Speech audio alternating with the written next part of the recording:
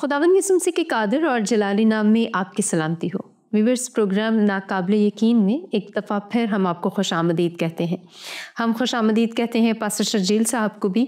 Pastor साहब, हम आपको खुश आमदीद कहते हैं और हम आपके शुक्रगुजार भी हैं कि आपने आज हमें फिर ज्वाइन किया। Thank you sister.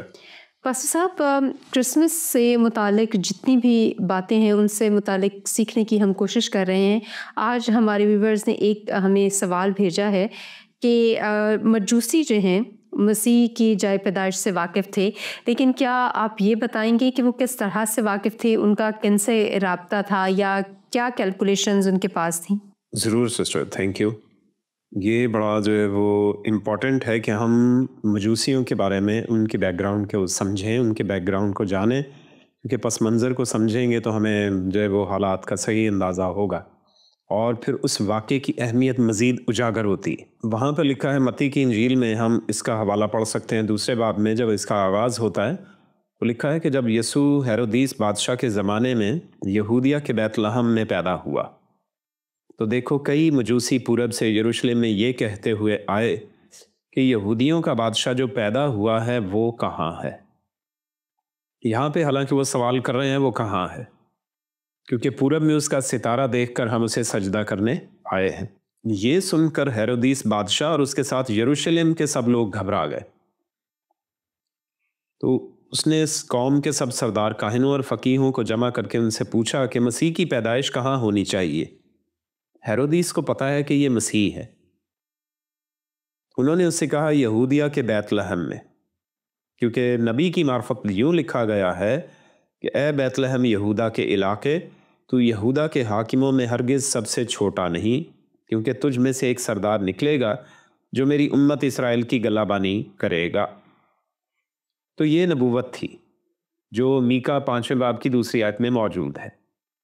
सरदार काहिनों ने, फ़कीहों ने, यानी शरा के आलिमों ने, सब ने ये चीज़ रटी हुई थी। उन्हें पता था कि ये ऐसे है। हेरोदीस बादशाह को भी पता है। उसका पस मंज़र ये है कि वो अदूमी है, ईसाऊ की नस्ल से है, जो याकूब का भाई था बड़ा। उसकी माँ जो थी वो यहूदी थी, उसका बाप अदूमी और उसकी माँ यहूदी थी।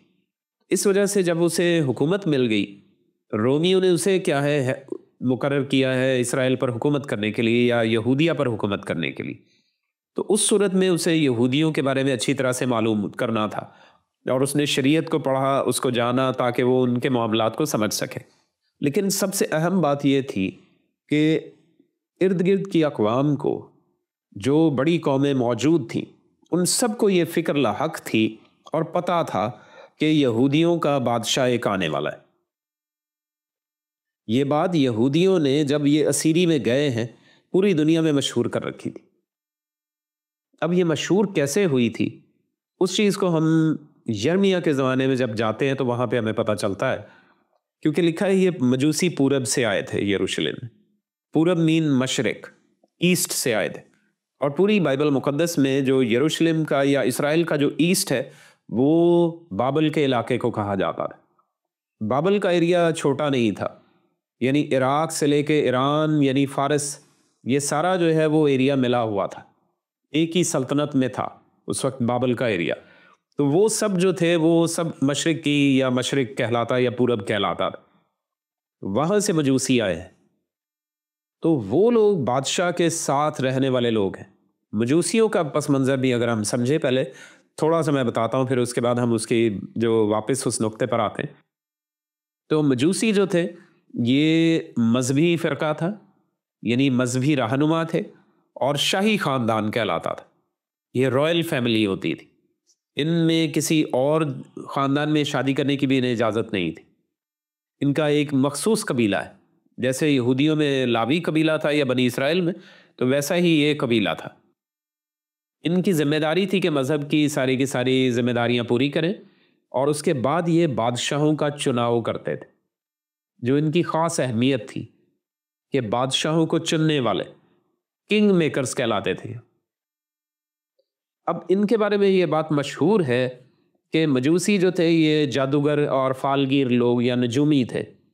ऐसा सिर्फ नहीं है, ऐसा काफ़ी नहीं है, क्योंकि ये ज़्यादातर सच भी नहीं है। वो एस्ट्रोलॉजर नहीं थे, वो एस्ट्रोनॉमर्स थे। وہ فلکیات کے علم میں ماہر ضرور تھے، وہ صرف علم نجوم سے واقف نہیں تھے، وہ ستاروں کی چالوں کو ویسے سمجھتے ضرور تھے اور پڑھتے تھے، کیونکہ اس وقت علم نجوم اور ماہر فلکیات جو ہوتے تھے وہ یہ سارے جو تھے یہ یکجا کر کے سیکھے جاتے تھے وہ علوم، اس لیے ان میں اس چیز کو جو ہے وہ بہت تیزی سے وہ باتوں کو سمجھتے تھے اور زیادہ ان کی جو ہے وہ انڈرسٹینڈنگ زیادہ تھی۔ آج کے جو ایسٹرونامرز ہیں ان کی انڈرسٹینڈنگ ان جیسی نہیں ہو سکتی، کیونکہ وہ ستاروں کی حرکت کو نہیں سٹڈی کر رہے ہوتے، وہ جنرل سٹڈی کر رہے ہیں ان کو، کہ اس ستارے کی موومنٹ جو ہے وہ کس طرح سے جو ہے وہ ہو رہی ہے، یہ ستارہ کب بن رہا ہے، کیسے بن رہا ہے، ختم کیا ہو رہا ہے، یہ ایج لمٹس ان کی آ گئی، ان سے اٹھنے والی شعاعیں کون سی آ گئی، یہ سب چیزوں کو سٹڈی کیا جاتا ہے، لیکن بنیادی طور پہ وہ ان کی موومنٹ کو سمجھنا جو ہے وہ سب سے امپورٹنٹ تھا۔ وہ لوگ مجوسی سمجھتے تھے اور اس کی وجہ سے وہ دنیا پر پڑنے والے ان کے اثرات جو ہوتے تھے ان سے بھی واقف تھے۔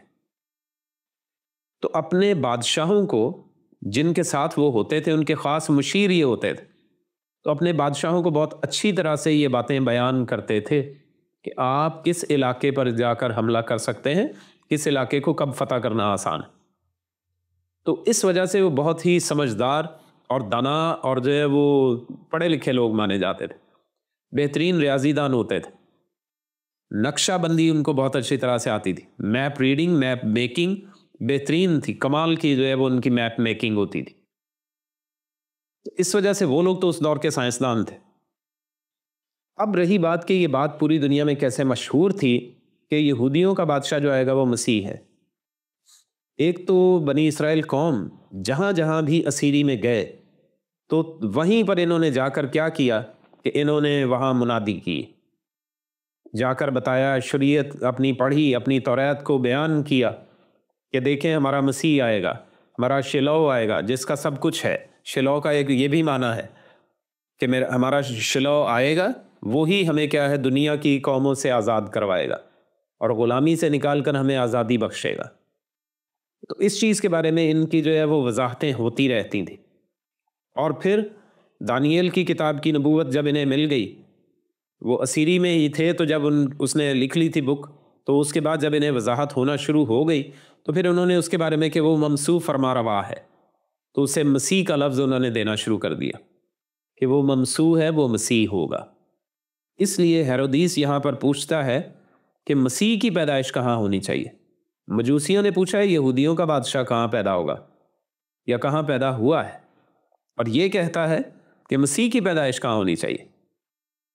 تو اسے پتا ہے کہ یہودیوں کا بادشاہ جو اب پیدا ہوگا وہ مسیح ہی ہوگا، یعنی اب انہیں معلوم ہے کہ ہماری حکومت قائم نہیں ہے، یہودیوں کی حکومت نہیں ہے، کیونکہ یہودی اس وقت رومیوں کی غلامی میں، آج سے 2000 سال پہلے یہودی جو تھے وہ رومیوں کی غلامی میں، اس وقت کی سپر پاور رومی ہے اور آدھی سے زیادہ دنیا پر ان کی حکومت ہے۔ صحیح۔ تو یہودیوں کا بادشاہ جو پیدا ہو رہا ہے وہ اچھی طرح سے ان کو معلوم ہے کہ یہ کون ہے، یہ مسیح ہے۔ اچھا، اب اس سے پہلے یہ کب سے اسیری میں ہے، اس کے لیے میں نے بولا تھا کہ آئیے ہم جو ہے وہ یرمیہ کے زمانے میں چلتے ہیں، تو 587 قبل مسیح میں چلتے ہیں، 587 بی سی میں، بیفور کرائسٹ میں۔ تو یرمیہ کی کتاب جب ہم پڑھتے ہیں تو وہاں پر ہمیں پتہ چلتا ہے کہ وہاں پر جب بابل کا بادشاہ نبوکد نظر وہ حملہ آور ہوتا ہے تو اس کے 39 چیپٹر میں، یرمیہ کی کتاب اس کے 39 چیپٹر میں ہمیں کچھ خاص پڑھنے کو ملتا ہے۔ یرمیہ کی کتاب اس کا 39واں باب اس کی پہلی آیت سے، شاہ یہودا صدقیہ کے 9ویں برس کے 10ویں مہینے میں شاہ بابل نبوکد نظر اپنی تمام فوج لے کر یروشلم پر چڑھ آیا اور اس کا محاصرہ کیا۔ یہ 587 کی بات ہو رہی۔ صدقیہ کے 11ویں برس کے 4تھے مہینے کی 9ویں تاریخ کو شہر کی فصیل میں رکھنا ہو گیا۔ 9ویں برس کے 10ویں مہینے سے وہ آیا ہے۔ نبوکد رزر ہے جو نبوکد نظر کا باپ تھا، ٹھیک ہے، نبوکد رزر جو تھا وہ کنگ تھا بابل کا، اور نبوکد نظر اس کا سپہ سالار تھا، اس کا بیٹا شہزادہ بھی تھا، لیکن پہلے باپ آیا ہے اس وقت۔ اور پھر جو ہے وہ صدقیہ بادشاہ کا 9واں برس چل رہا ہے حکومت کا، اس کے 10ویں مہینے میں 11वें बरस के चौथे महीने में, तो 1.5 साल का तकरीबन अरसा लग गया है उन्हें मुहासरा किए हुए। तो 1.5 साल तक उन्होंने क्या है, मुहासरा किए रखा है यरूशलेम शहर का। तो जब उन्होंने रास्ता ब्लॉक कर दिया इनका आने जाने का बाहर, फिर क्या हुआ है, वो इन पे थोड़ा थोड़ा हमला भी करते हैं। इनकी खुराक की रसद जो है वो बंद हो गई है, ये बाहर जाकर खेती बाड़ी नहीं कर सकते, बाहर जाकर कारोबार नहीं कर सकते। तो 1.5 साल तक का जो राशन था इनके पास वो ख़त्म हो गया। और फिर उसमें क्या है, शहर की फसील में रखना हो गया। जो थोड़ा बहुत बाकी बचा हुआ है वो मौजूद है और शहर की फसील में रखना हो गया। और शाह बाबल के सब सरदार, अब गौर तलब बात है, अब हम मजूसियों के बारे में जानेंगे, यहां पर हमें पता चलेगा। यानी नैरगल सराजर, समगर नबू, सर सकीन ख्वाजा सराओं का सरदार, ठीक है, नैरगल सराजर, नैरगल शराजर भी उसका नाम है एक्चुअली, मजूसियों का सरदार, उनका लीडर, उनके जो पूरे कबीले का सरबराह था नैरगल सराजर है, मजूसियों का, जिसके कबीले के लोग जो हैं वो 587 साल के बाद जो है वो यीशु को देखने जाते हैं पर। सही, ठीक है। अच्छा, अब इनका आपस में कनेक्शन क्या है, हम उस चीज को समझेंगे। मजूसियों का सरदार और शाह बाबल के बाकी सरदार दाखिल हुए और दरमियानी फाटक पर बैठे, ठीक है, और शाह यहूदा और सब जंगी मर्द उनको देखकर भागे और रात को ही भाग निकले और बियाबान की राह ली। लेकिन कसदियों की फौज ने, यानी बाबल की फौज ने उनका पीछा किया और यरीहू के मैदान में सिदकिया को जा लिया। और शाह बाबल ने सिदकिया के बेटों को रिबला में उसकी आंखों के सामने ज़िबाह किया और यहूदा के सब शुरफा को भी कत्ल किया और सिदकिया की आंखें फिर निकाल डाली।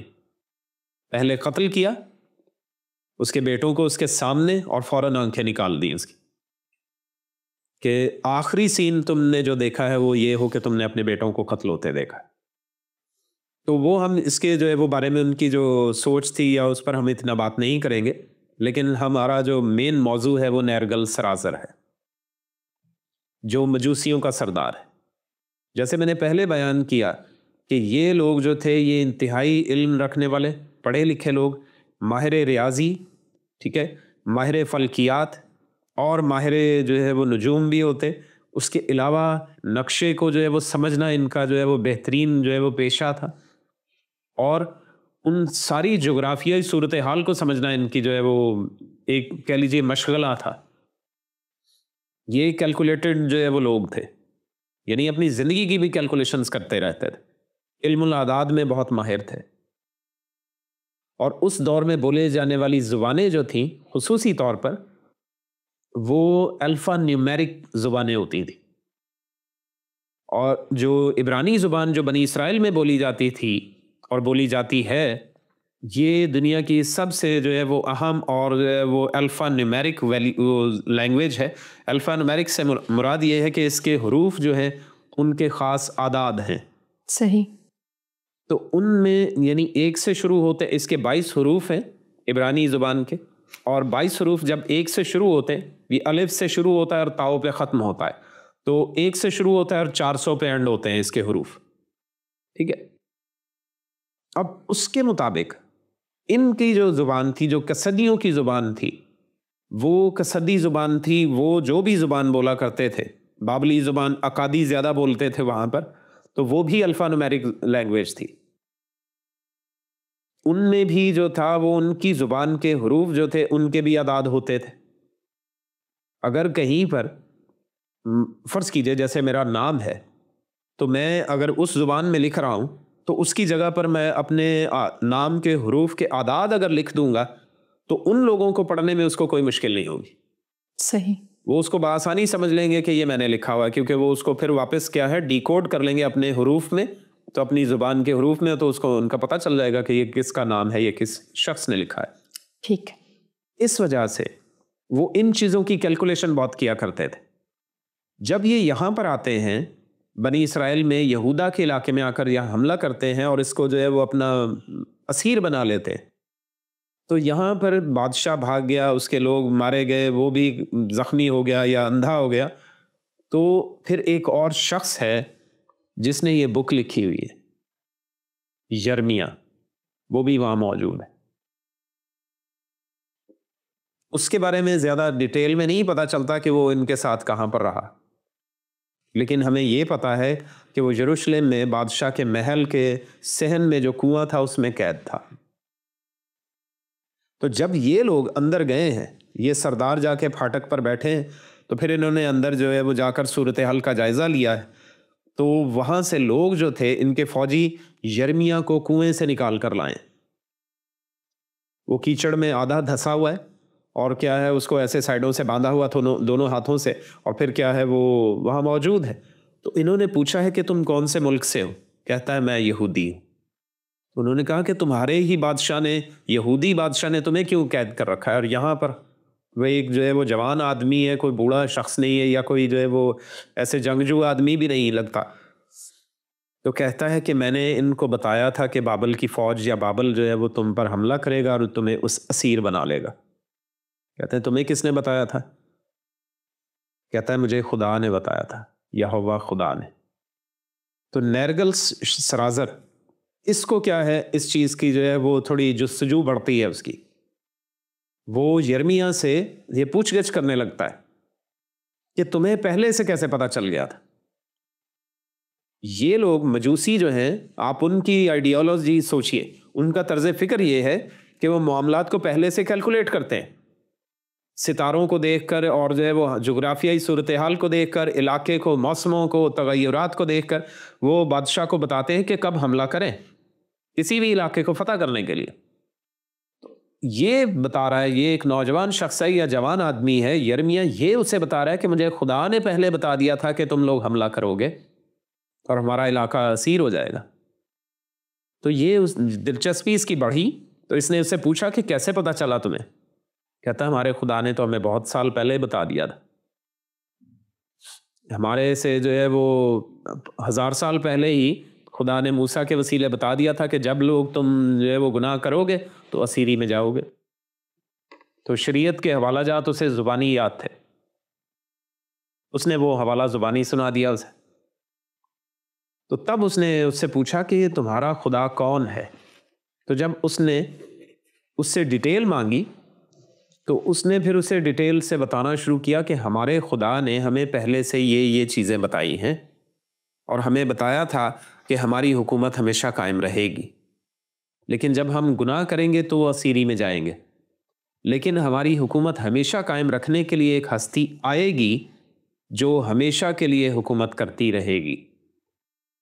اس کی زندگی کا اختتام نہ ہوگا اور اس کی حکومت کا بھی خاتمہ نہ ہوگا، کیونکہ جس کی حکومت کبھی ختم نہیں ہوتی یا تا ابد رہے گی، جب تک وہ خود غیر فانی نہ ہو تب تک اس کی حکومت کیسے غیر فانی ہو سکتی؟ یعنی اس کی حکومت تبھی جو ہے وہ ہمیشہ قائم رہے گی جب وہ خود ہمیشہ قائم رہے. وہ خود بادشاہ موجود رہے گا تو اس کی حکومت بھی بادشاہت قائم رہے گی. اس وجہ سے ہمارا ایک بادشاہ آئے گا جس کی حکومت ہمیشہ کے لیے قائم رہے گی. اس کی دلچسپی بڑھتی ہے. نیرگل سرازر اس سے مزید جو ہے وہ جاننا چاہتا ہے. تو پھر لکھا ہے کہ جو ہے وہ اس کو پھر مصر میں لے گئے. نیرگل سرازر بھی وہاں پر گیا. تو نیرگل سرازر کو یہ پھر تفصیلاً جو ہے وہ شریعت کی بہت سی باتیں، کیونکہ تمہار اس کے پاس تھے، اپنی کتاب اس کے پاس تھی لکھی ہوئی، تو وہ ساری چیزیں اور پرانے عہد نامے کی بہت سی کتب جو اس سے پہلے موجود تھی وہ ساری اس کے پاس موجود تھی. یہ اس میں سے مسیح کے بارے میں، جو آنے والے مسیح کے بارے میں نبوتیں تھیں، وہ اس نے مارک کی ہوئی ہیں، اس نے وہ اس کو دکھائی. یہ خود بہترین کیلکولیشن کیا کرتا تھا. تو تب اس کو جو ہے وہ نیرگل سرازر کو سمجھ آئی.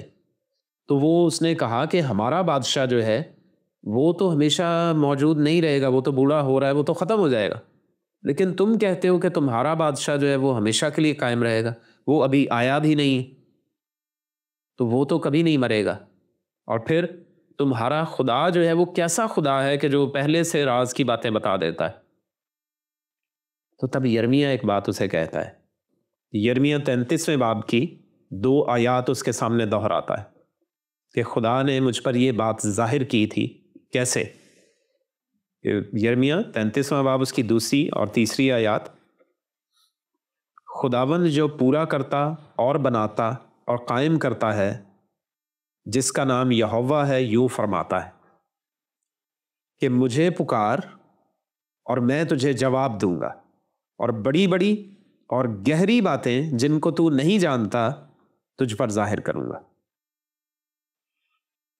تو یہ بات جب یہ یرمیہ کہتا ہے تو کہتا ہے کہ میں نے خدا سے جب یہ بات سنی تو پھر میں نے خدا سے مانگنا شروع کر دیا کہ مجھ پر گہری گہری باتیں ظاہر کر، جن باتوں کو میں نہیں جانتا وہ مجھ پر ظاہر کر، اور مجھے بتا کہ ہماری جو حکومت ہے یا ہمارا جو بادشاہ ہے وہ کب آئے گا. تو خدا مجھ پر بہت سی باتیں ظاہر کرتا ہے، کیونکہ خدا نے کہا ہے کہ میں یہوہ ہوں اور مجھے پکار تو میں جواب دوں گا. تو جو وہ کہتا ہے وہ کر کے دکھاتا ہے، کیونکہ اس نے پہلے کہا ہے جو پورا کرتا، بناتا اور قائم کرتا ہے وہ فرماتا ہے. تو اس وجہ سے مجھے اس کی باتوں کا 100% سے بھی مجھے اپنی زندگی سے زیادہ اس کی باتوں پر یقین ہے کہ جو کچھ اس نے کہا ہے ویسے ہی ہوگا اور ویسے ہی ہو رہا ہے. اس نے مجھے کہا تھا کہ تجھے مصر جانا ہے، دیکھو میں آج تمہارے ساتھ مصر میں ہوں اور میں یہیں پر اپنی زندگی کے دن پورے کروں گا.